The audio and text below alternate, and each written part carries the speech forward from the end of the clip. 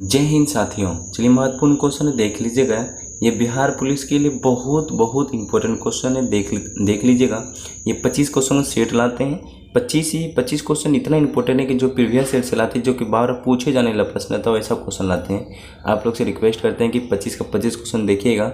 आप लोग में देखते हैं कि 2 से 3 मिनट देख लेते हैं, उसके बाद चले जाते हैं। नहीं, आपका कम समय लगता है कि ज़्यादा नहीं, 10 मिनट में तक में तो क्वेश्चन समाप्त हो जाता है 25 का 25। आप लोग 10 मिनट आप समय निकाल के देख सकते हैं इस क्वेश्चन को और अंदाज़ा लगा सकते हैं मेरा 25 में से कितना सही हुआ और कितना गलत हुआ। इसे लगा के अंदाज़ा लगा के आप लोग कॉपी में नोट कर लीजिएगा हर क्वेश्चन को, और उसके बाद कमेंट में बता दीजिएगा कि मेरा 25 में से कितना सही हुआ कितना गलत हुआ। आप लोग से रिक्वेस्ट करते हैं, न्यू आए हैं चैनल को सब्सक्राइब कर दीजिएगा और आप लोग चैनल को सब्सक्राइब एंड लाइक करके अपने दोस्तों के साथ जरूर शेयर कर दीजिए जो कि बिहार पुलिस की तैयारी करते हैं। बहुत नज़दीक है 1000 सब्सक्राइब पहुँचने पर। आप लोग सपोर्ट कर दीजिएगा तो हम आ ही जाएंगे। चलते हैं, हम आपका समय बर्बाद नहीं करेंगे, डायरेक्ट चलते क्वेश्चन की ओर में। देखिए आपकी स्क्रीन पर जो पहला क्वेश्चन दिख रहा है उसको देखिए और समझिएगा और अच्छे से टिक कीजिएगा। इसका राइट आंसर होता है क्या 1 नंबर का। क्वेश्चन कहता है कौन से तत्व गुण धर्मों से ऊर्ध्वाधर व क्षैतिज समांतर प्रदर्शित करते हैं। देखिए 1 का राइट आंसर क्या हो जाता है बता दीजिएगा। कौन से तत्व गुण धर्मों व ऊर्ध्वाधर व क्षैतिज समानता को प्रदर्शित करते हैं, इसका जो है राइट आंसर क्या होता है 1 नंबर का बता दीजिएगा सभी। देखिए इसका जो राइट आंसर हो जाता है ऑप्शन डी हो जाता है, सकर्मण तत्व हो जाता है। सभी बता दीजिए 1 का राइट आंसर हो जाता है सकर्मण तत्व हो जाता है। याद रख लीजिए 1 का डी हो जाता है। हम लोग चलते क्वेश्चन नंबर 2 में। 2 का देखिएगा आंसर बता दीजिएगा। बिश्नोई आंदोलन किसके नृत्य में किया गया था बता दीजिएगा। पूछा जा रहा है कि बिश्नोई आंदोलन किसके नृत्य में किया गया है बता दीजिएगा। देखिए इसका जो राइट आंसर हो जाता है ऑप्शन नंबर आप लोग सी हो जाता है 2 का। ऑप्शन नंबर सी हो जाता है Amrita Devi Bishnoi. Option number C हो जाता है, सभी याद रख लीजिएगा। यह बहुत अच्छा क्वेश्चन है। बिश्नोई आंदोलन किसके नृत्य में किया गया था, अमृता देवी बिश्नोई के नृत्य में किया गया था, याद रख लीजिएगा। ऑप्शन नंबर 2 का सी हो जाता है। हम लोग चलते हैं 3 नंबर में। 3 का क्वेश्चन कहता है पदार्थ जो हमेशा केवल ऑक्सीकारक की भांति ही कार्य कर सकता हो उसे क्या कहेंगे। पदार्थ जो हमेशा केवल ऑक्सीकारक की भांति ही कार्य कर सकता हो तो उसको क्या कहेंगे। देखिए 3 का राइट आंसर क्या होता है सभी बता दीजिएगा। देखिए इसका जो राइट आंसर हो जाता है ऑप्शन नंबर सी हो जाता है, फ्लोरीन हो जाता है। याद रख लीजिए फ्लोरीन हो जाता है। हमको सभी पता है कि ऑप्शन नंबर आप लोग सही किए होंगे, सी नंबर टिक किए होंगे। पदार्थ जो हमेशा केवल ऑक्सीकारक की भांति ही कार्य कर सकता हो उसको हम लोग कहेंगे ऑप्शन नंबर सी, फ्लोरीन कहेंगे। सभी आप लोग कमेंट में जरूर कमेंट कर दीजिएगा। देखिए 3 का राइट आंसर क्या होता है। हम लोग चलते ऑप्शन नंबर सी हो जाता है 3 का। 4 में चलते हैं। 4 में क्वेश्चन कहता है जल निमग्न पौधों में जल द्वारा रागनी कहलाता है, क्या होगा राइट आंसर बता दीजिएगा। जल निमग्न पौधों में जल द्वारा रागनी कहलाता है, क्या कहलाएगा देखिएगा राइट आंसर क्या था 4 नंबर का।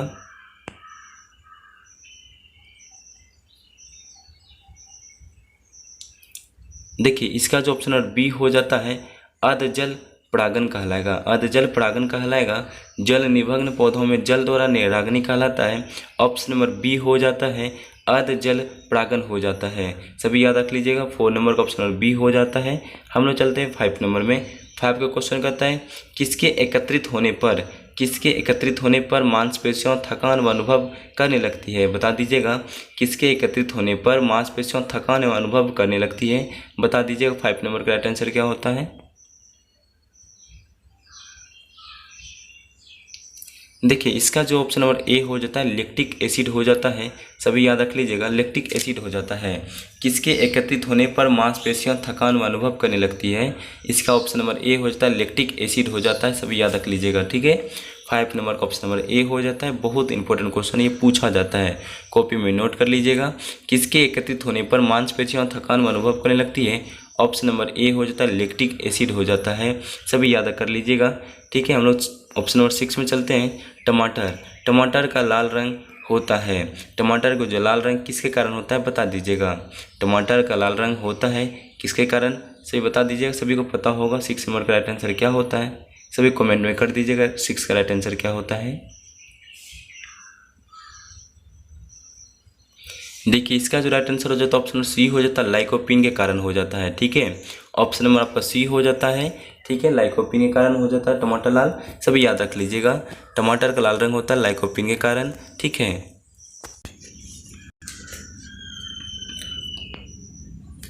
देखिए अब आप चलते हैं हम लोग क्वेश्चन नंबर 7 का। इसे भी समझ गए होंगे। 6 ऑप्शन नंबर सी हो जाता है लाइकोपीन के कारण होता है। हम लोग बता देते हैं 7 नंबर का राइट आंसर क्या होता है, बास्ट तंतु का उदाहरण है। बास्ट तंतु का उदाहरण है। देखिए 7 नंबर का राइट आंसर क्या होता है, सभी बता दीजिएगा। देखिए इसका जो राइट आंसर हो जाता है ऑप्शन नंबर बी हो जाता है जूट। ऑप्शन नंबर बी हो जाता है जूट हो जाता है, वस्ट तंतु का उदाहरण है। ऑप्शन नंबर बी हो जाता है 7 का, सभी याद रख लीजिएगा, जूट हो जाता है। 8 में चलते हैं। 8 में कहता है बहुजन, बहुजन हिताय, बहुजन सुखाय, बहुजन हिताय, बहुजन सुखाय किसका ध्येय वाक्य है, बता दीजिएगा सभी। 8 नंबर का राइट आंसर क्या होता है। ठीक है,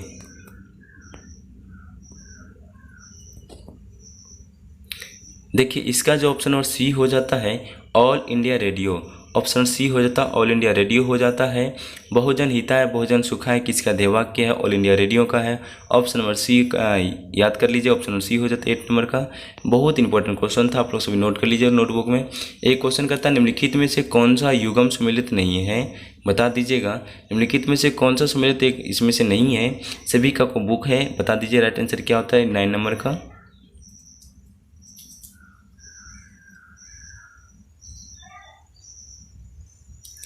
देखिए इसका जो है ऑप्शन और डी हो जाता है, ये शामिल नहीं है इनमें से, ये क्योंकि अलग है। ठीक है, देखिए इनमें से मोहम्मद कैफ एक क्या है, क्रिकेटर है, सभी याद रख लीजिएगा। ठीक है, देखिए मोहम्मद जो कैफ है भारत का पूर्व क्रिकेटर है। सन्नी डेज जो है उसका एक पुस्तक का नाम है, पुस्तक आप लोग कॉपी में निकाल के लिख लीजिएगा। ठीक है, इस पुस्तक का नाम होता है, सुनील डेज ने पुस्तक लिखा है। ठीक है, सीन डेज जो है पुस्तक सुनील गावस्कर ने लिखा है। ठीक है, सीन डेज का पुस्तक का है, सुनील गावस्कर द्वारा लिखी गई है, याद रख लीजिएगा। सनी डेज जो है किसने लिखा है, ठीक है, सुनील गावस्कर द्वारा लिखी गई है। आप कॉपी में नोट कर लीजिए, इधर तीनों ऑप्शन सही है, तीनों कॉपी में नोट कर लीजिए। पुस्तक है ये बहुत इंपॉर्टेंट पुस्तक का नाम है, सभी ये पूछा जाता है इसलिए आपको दिया गया है, आप लोग याद कर लीजिए। मोहम्मद कैफ एक भारत के पूर्व क्रिकेटर है। सुनील डेज का सुनील गावस्कर ने एक पुस्तक लिखी है, इसलिए याद कर लीजिएगा। ये ऑप्शन नंबर डी इसमें से शामिल नहीं होता है। हम लोग चलते हैं 10 नंबर में। 10 नंबर का देख लीजिएगा, पाई दिवस कब मनाया जाता है। क्वेश्चन नंबर 10 का पूछ लेगा कि पाई दिवस कब मनाया जाता है। 10 नंबर का आंसर क्या होता है, बता दीजिएगा सभी।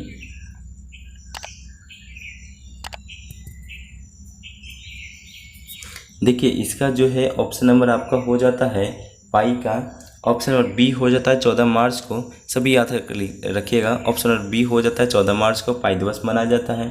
ठीक है, पाई दिवस पूछा जा रहा है कहाँ मान्यता मिला है। 2009 में संयुक्त राज्य अमेरिका में प्रतिनिधि सभा में पाई दिवस को मान्यता प्राप्त हुआ था। 2009 में कहाँ पे, अमेरिका में, यूएसए में मिला था, इनको याद रख लीजिएगा। ठीक है, पाई दिवस 14 मार्च को मनाया जाता है, सभी याद कर लीजिएगा। 11 नंबर का देखिएगा, मिस्र का सबसे बड़ा पिरामिड कौन सा है। मिस्र का सबसे बड़ा पिरामिड कौन सा है। 11 नंबर का आंसर क्या होता है, सभी बता दीजिएगा। मिस्र का सबसे बड़ा पिरामिड कौन सा है, 11 नंबर का आंसर क्या होता है, सभी बता दीजिएगा। देखिए इसका जो है ऑप्शन नंबर सी हो जाता है कुफू पिरामिड। कुफू पिरामिड हो जाता है, सभी याद रख लीजिएगा। ठीक है, ऑप्शन नंबर सी हो जाता है 11 नंबर का। 12 का देखिए राइट आंसर क्या होता है, पीपुल्स वार्स ग्रुप नामक आतंकवादी संगठन स्थित है, कहाँ का है बता दीजिएगा। पीपुल्स वार ग्रुप नामक आतंकवादी संगठन स्थित है, कहाँ का है बता दीजिए 12 नंबर का। देखिए इसका सभी को पता होना चाहिए, ऑप्शन नंबर डी हो जाता है आंध्र प्रदेश, ये आंध्र प्रदेश का है, सभी को पता है कि पीपुल्स वार्स ग्रुप नामक आतंकवादी संगठन किन से, आंध्र प्रदेश से, सभी याद रख लीजिएगा। हम लोग चलते हैं 30 नंबर का।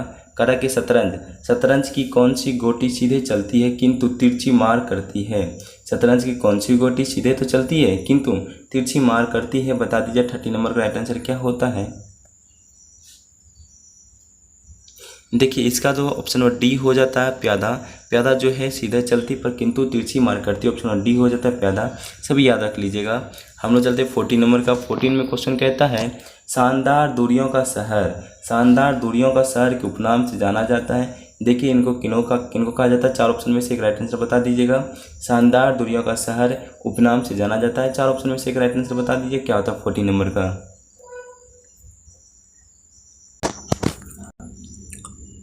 देखिए इसका जो राइट आंसर हो जाता है ऑप्शन नंबर बी हो जाता है, वाशिंगटन डीसी हो जाता है। सभी याद रख लीजिए, ऑप्शन नंबर बी हो जाता है वाशिंगटन डीसी। शानदार दूरियों का शहर को कहा जाता है वाशिंगटन डीसी। ये कहाँ का राजधानी, ये यूएसए का राजधानी है। ये कहाँ का राजधानी है, यूएसए। यूएसए है, अमेरिका को कहते हैं, संयुक्त राज्य अमेरिका को। ठीक है, ये संयुक्त राज्य अमेरिका का राजधानी है। पूछा जाता है कि न्यूयॉर्क को कहा जाता है द बिग एप्पल। न्यूयॉर्क को क्या कहा जाता है, द बिग एप्पल कहा जाता है, याद रख लीजिएगा। न्यूयॉर्क को क्या कहा जाता है, द बिग एप्पल।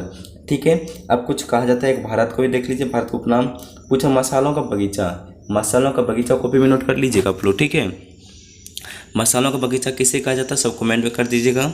इन्हें केरल को कहा जाता है। सोया प्रदेश किसे कहा जाता है, उपनाम बता दीजिए, किस राज्य को कहा जाता है सोया प्रदेश, तो मध्य प्रदेश को सोया प्रदेश कहा जाता है। पूर्व का पेरिस, गुलाबी नगर, दोनों किस राज्य को कहा जाता है, बता दीजिएगा। पूछा जाता है कि पूर्व का पेरिस और गुलाबी नगर जयपुर को कहा जाता है। भारत का प्रवेश द्वार, सभी कॉपी में नोट कर लीजिएगा, सब इंपॉर्टेंट बता रहे हैं आप लोग को। पूछा था भारत का प्रवेश द्वार मुंबई को कहा जाता है। भारत का प्रवेश द्वार किसको कहा था, मुंबई को। ठीक है, सुरमा नगरी बरेली को कहा जाता है। ठीक है, करेक्ट। कोयला नगरी धनबाद को कहा जाता है, कोयला नगरी धनबाद को कहा जाता है। सभी नोट कर लिए होंगे। चलते हम लोग आगे की ओर 15 नंबर में। 15 का देखिए राइट आंसर क्या होता है, करेक्ट कि मोहिनी अट्टम जो है नृत्य शैली निम्नलिखित में से किस राज्य का लोकप्रिय है, आप सभी बता दीजिएगा। ठीक है, ये तो सभी को पता होना चाहिए, तो केरल का है मोहिनीअट्टम, ऑप्शन नंबर बी हो जाता है। सभी को पता होगा मोहिनीअट्टम केरल राज्य का है, नृत्य शैली है। आगे हम इसका कुछ पॉइंट बता देते हैं कुछ। ठीक है, आप याद कर लीजिएगा। कह रहा है क्या, यह केरल राज्य के 2 शास्त्रीय नृत्य में से एक है। यह केरल राज्य के 2 शास्त्रीय नृत्य में से एक है। केरल की एक अन्य शास्त्रीय नृत्य कथकली भी है, कथकली भी केरल का ही है, याद कर लीजिएगा। कर्नाटक का लोक नृत्य यक्षगान भी है। कर्नाटक का क्या आता है, लोक नृत्य यक्षगान है। राजस्थान के लोक नृत्य शामिल घूमर, कठपुतली तथा कालबेलिया भी है। ठीक है, सभी नोट कर लिए होंगे। हम लोग आगे की ओर बढ़ें। चलिए 16 नंबर का क्वेश्चन देखिए क्या कहता है 16 में। कह रहा है कि बंगाल के बंटवारे से किस ब्रिटिश वायसराय का संबंध है। बंगाल के बंटवारे से किस ब्रिटिश वायसराय से संबंध है। देखिए बहुत अच्छा क्वेश्चन है, बता दीजिए 16 नंबर का राइट आंसर क्या होता है। देखिए ये जो हो जाता ऑप्शन और बी हो जाता लॉर्ड कर्जन से संबंधित है। ठीक है, बंगाल बंटवारे जो किस ब्रिटिश वायसराय के संबंध में हुआ था, लॉर्ड कर्जन के समय में।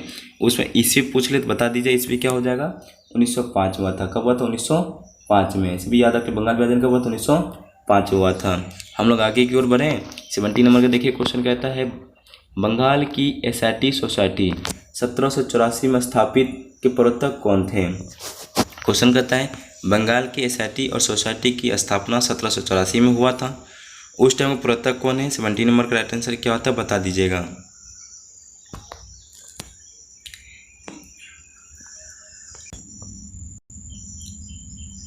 देखिए इसका जो राइट आंसर हो जाता है ऑप्शन बी हो जाता है, सर विलियम जेम्स हो जाता है राइट आंसर।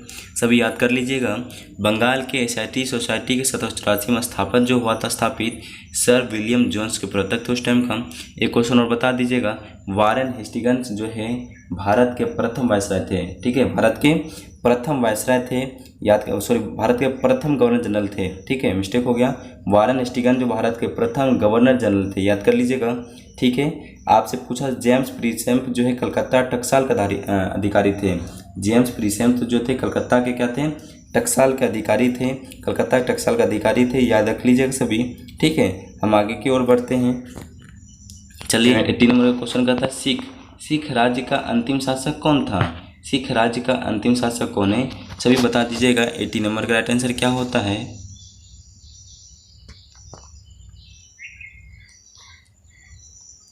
देखिए इसका जो राइट आंसर ऑप्शन डी हो जाता है, दिलीप सिंह। याद कर लिए, सिख राज का अंतिम शासक कौन था, दिलीप सिंह हो जाता है। सभी याद कर लीजिएगा। ठीक है, देखिए रणजीत सिंह के सबसे छोटे पुत्र महाराजा दिलीप सिंह सिख साम्राज्य के अंतिम शासक थे। रणजीत सिंह के सबसे छोटे पुत्र थे महाराजा दिलीप सिंह, इन्हें सिख साम्राज्य का अंतिम शासक बनाया गया था। ठीक है, हम लोग आगे की ओर बढ़ लेते हैं। देखते हैं 90 नंबर का क्वेश्चन क्या है। 90 क्वेश्चन कहता है 90 नंबर का, कौन सा शहर कढ़ाई की कला चिकनकारी के लिए प्रसिद्ध है, बता दीजिएगा। कौन सा शहर जो है कढ़ाई की कला चिकन, ठीक है, चिकन जो है कारी के लिए प्रसिद्ध है, 90 नंबर का राइट आंसर क्या होता है बता दीजिएगा।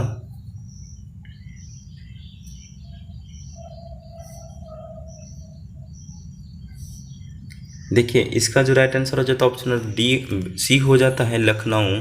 लखनऊ जो है, लखनऊ शहर कढ़ाई कला की चिकनकारी के लिए प्रसिद्ध है।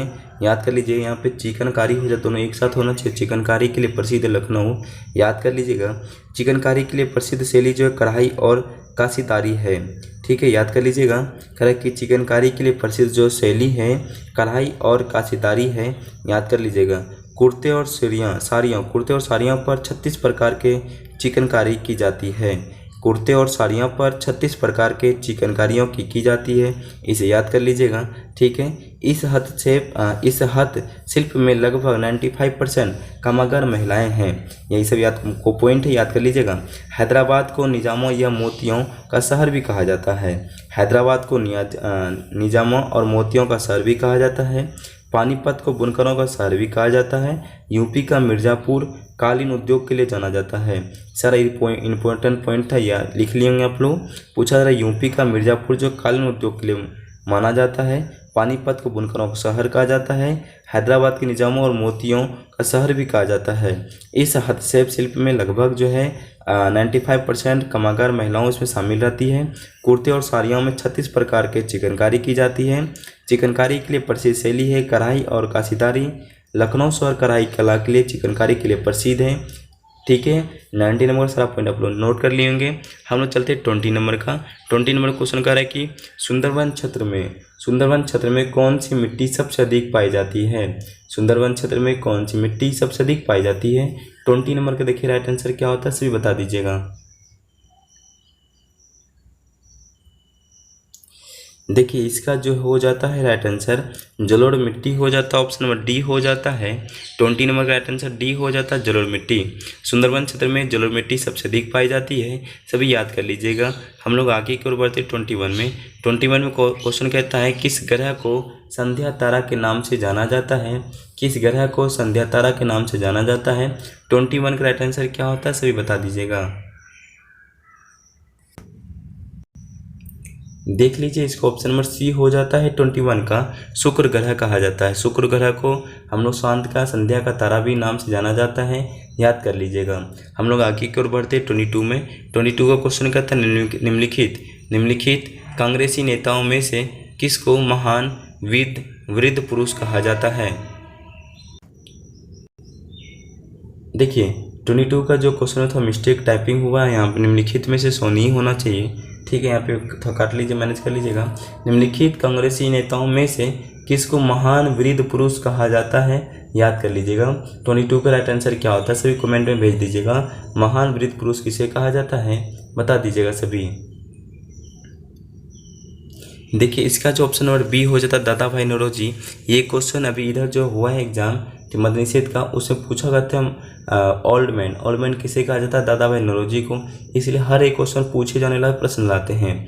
महान वृद्ध पुरुष को कहा जाता है, आप लोग कॉपी क्वेश्चन चेक कर सकते हैं, दादा भाई नौरोजी को ही कहा गया था ओल्ड मैन, ठीक है, याद कर लीजिएगा। 23 का क्वेश्चन देखिए, निम्नलिखित आंदोलन में से महात्मा गांधी ने किसका नेतृत्व नहीं किया था। क्वेश्चन कहता है निम्नलिखित आंदोलन में से महात्मा गांधी ने किसका नेतृत्व नहीं किया था, बता दीजिएगा। 4 ऑप्शन में से राइट आंसर क्या होता है। आपको क्वेश्चन देखते पता चल गया होगा। बहावी आंदोलन जो हो जाता है ऑप्शन नंबर बी, इनका गांधी जी आंदोलन नहीं किए थे। ऑप्शन नंबर बी हो जाता है बहावी आंदोलन, ये गांधी जी आंदोलन नहीं किए थे। चंपारण आंदोलन, असहयोग आंदोलन, सभी आंदोलन, ये तीनों का आप लोग क्या करें डेट हमको कमेंट में भेज दीजिएगा। हम आपको इंतजार करेंगे कमेंट में। चंपारण सत्याग्रह कब हुआ था, असहयोग आंदोलन कब हुआ था, समझ में हो गई थी। ये तीनों कब बहुत बार बता चुके हैं आप क्लास में। आंदोलन का नाम सभी बता दिया, डेट कब हुआ है, ठीक है। हम लोग चलते 24 में। 24 का क्वेश्चन कहता है मिस्र के राष्ट्रपति कर्नल नासिर के स्वेज नहर का राष्ट्रीयकरण किस वर्ष किया था। क्वेश्चन समझिए अच्छे से, बहुत अच्छा क्वेश्चन है। मिस्र के राष्ट्रपति कर्नल नासिर से स्वेज नहर का राष्ट्रीयकरण किस वर्ष किया था। 24 का राइट आंसर बता दीजिएगा क्या होता है। देखिए सभी को पता होना चाहिए 1956 हो जाता है, ठीक है। 1956 में हुआ था। मिस्र के राष्ट्रपति कर्नल नासिर के स्वेज नहर का राष्ट्रीयकरण किस वर्ष किया गया था, 1956 में किया गया था। सभी याद कर लीजिएगा, बहुत इंपॉर्टेंट क्वेश्चन कॉपी में नोट कर लीजिएगा। देखिए आप लोग से रिक्वेस्ट करते हैं पूरा देखा कीजिए, थोड़ा लाइक एंड सब्सक्राइब भी कर दीजिए न्यू आए हैं तो, और अपने दोस्तों से ज़रूर शेयर कर दिया कीजिएगा जो बिहार पुलिस की तैयारी कर रहे हैं। देखिए आप लोग से प्यार तो मिल रहा है पर बहुत स्लो मिलता है, थोड़ा फास्ट कर दीजिएगा। 1000 सब्सक्राइब पूरा दीजिएगा, बहुत नज़दीक आ चुके हैं, 700 से 750 लगभग 750 हो चुका है। ठीक है, तो देख लीजिएगा आगे थोड़ा बढ़ा दीजिए आप लोग। देखिए 25 का क्वेश्चन कहता है क्या है, 25 का देख लीजिएगा। 25 में कहता है हिमालय के सर्वोच्च शिखर माउंट एवरेस्ट की ऊंचाई कितनी है। हिमालय के सर्वोच्च शिखर माउंट एवरेस्ट की ऊंचाई कितनी है बता दीजिएगा। 25 का राइट आंसर क्या होता है। सेशन का लास्ट क्वेश्चन है, अब क्लास समाप्त होने वाली है। इसका जो देखिए राइट आंसर हो जाता है ऑप्शन बी हो जाता है। ठीक है, 8848.86 मीटर हो जाता है, याद कर लीजिएगा। हिमालय के सर्वोच्च शिखर माउंट एवरेस्ट की ऊंचाई हो जाता है 8848.86 मीटर हो जाता है, सभी याद कर लीजिएगा। ठीक है, ये क्वेश्चन को पूछ भी लेता है। ठीक है, 25 का राइट आंसर ऑप्शन बी हो जाता है, आप लोग याद कर लीजिएगा। सेशन कैसा लगा बता दीजिएगा, प्यारा से कमेंट जरूर कीजिएगा। आप लोग कमेंट एक भी नहीं करते हैं, आपसे रिक्वेस्ट करते हैं कमेंट आप जरूर कीजिएगा। जो भी आप में प्यारा सा क्वेश्चन हो, आपके जो मन में हो, जरूर मैंने कमेंट में दीजिएगा। आपको कमेंट देखने का इंतजार है हमको। ठीक है, धन्यवाद।